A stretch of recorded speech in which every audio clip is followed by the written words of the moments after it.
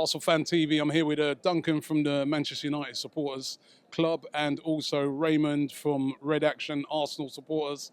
And you guys both of you here to talk today about this campaign, 20 is Plenty. Tell us a bit about it. Well, it's been coordinated by the Football Supporters Federation, so it's a weekend of action where all sets of fans across all 20 Premier League clubs this weekend have received these banners, and they're displaying them at each game basically to say ticket prices are just too high. And it's particularly from an away fan point of view. I know Arsenal are at home today, but 20 is plenty from an away fan point of view because it does affect Arsenal fans as well. Putting some perspective on it, you're the visitors today. What's your price been of your ticket? Yeah, I think we've paid 64 quid, I think was the face value. We've got this subsidy, which we've already negotiated across the Premier League, and basically it's a 5 quid subsidy in our case. Not all clubs use it in exactly that way, but what that says to us is clubs have already recognised how important away fans are, and that actually there's a justification to not let this idea of the market decide supply and demand, and that actually away fans are really important, and therefore there's a recognition that maybe we should look after them.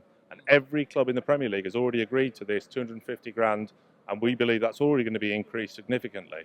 So this campaign now is about putting that to the clubs and say, look, let's be serious about this. Let's get this to a level where you're not going to be putting off any fans from travelling away, because you've got all the other costs, of course, associated with travelling away already.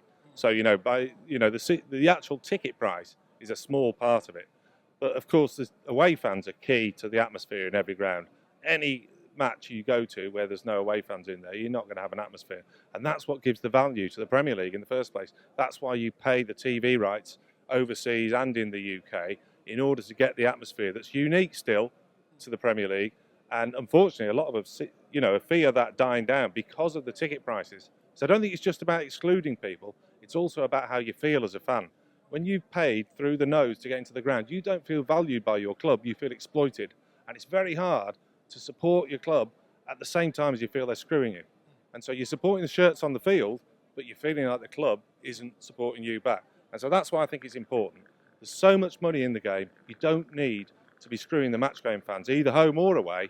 But we recognise, tackle the away issue first, because in a way that's the easiest one to tackle, but it's also the key group that really makes English football different. The thing about it, right, is that I spoke to, now we both, support big clubs, so Arsenal, Manchester United. Now, but I spoke to some fans I remember from so-called smaller clubs, and they rely on that extra income when Arsenal and Manchester United, come to say Norwich, for instance. That's why they bump that price up, because they know that we're going to fill our allocation, and we always end up getting hit hard, but that's why they do it. Is there a justification for them doing that? It's a £5 billion TV deal. So the extra money they might get by bumping up the away tickets by a tenner or whatever when the big teams come to town, it's a drop in the ocean compared to how much money their club has made from the TV deal.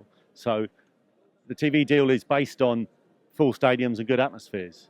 So if those stadiums are going to be half empty and loads of empty seats, there's not as much of a product to sell, and they're not going to get as much money next time. So they need to look after the match-going punters, the people who go through the turnstiles.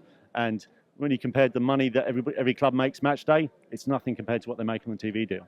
Can I add to that from what Ray just said there? Because I think the other thing is that if we're talking about the away fans in particular, and especially this categorisation idea, and obviously clubs like United and Arsenal get charged the top A category everywhere they go, it's only a very small loss to the club if you actually only decategorise it for away fans. And that's what we're talking about. If they want to charge different pricing in order to make sure they fill their stadium for the home fans, that's a different issue.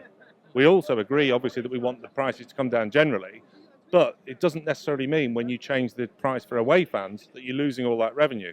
Because if they're charging premium when they're playing premium clubs, and they know they can fill the stadium, that's a separate issue completely from the 3,000 maximum or thereabouts that you're going to have in the away situation. So I think it's really important to understand that this does not have to cost a huge amount of money. And in any case, as Ray says, the amount of money we've got extra in the TV deal absolutely dwarfs it. It's just peanuts what we're talking about here. So it's respecting how important fans inside the ground are to football and even to the product that they're selling that brings all this money in. Question for both of you, which I can't believe I'm asking this because I get hit by this every week as well, but what will be asked by, or what a lot of the clubs will say is 20 quid though a reasonable amount to say only charge that? Because you go to the theatre. I remember the other day I was taking my kids to go and watch Lion King. It's like £75 a ticket. You go to the cinema, it's £10 plus to go to the cinema, you know, and we're here, we're watching like, you know, world-class players. They got to pay them a lot of money. They got stadium maintenance. So it's only £20. Do you think that's reasonable? Can I A reasonable amount to? Because I got quite a strong opinion on that, and the reason is because we're football supporters. We're not customers. If we're a customer going to the cinema and buying a product, we're not. We're here to support our club, and so they should recognise that. This isn't them selling us a product. We're part of it. We're actually there as part of the team, part of the club. And so the idea that you exploit part of your own family, that's the problem for me. It isn't the same as going to the cinema or going to Grand Prix or whatever else you want to pick out. It's not the same. There's a loyalty inside people. And yes, we are actually damaging and losing that. And that's the real danger, is that we actually destroy that loyalty that we all feel to our clubs. We're all feeling challenged about that because we hate the way we feel towards our clubs at the moment, because we feel they're doing that to us, because they're exploiting it. It's short-termism.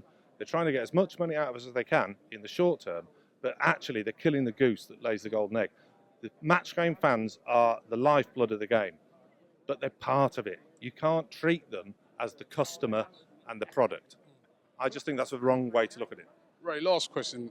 Will we get any joy out of this? I mean, Arsenal, for instance, if I don't come, you don't come, they got other people queuing up to replace us. Well, will we get any joy out of these sort of campaigns? We've had quite a lot of them.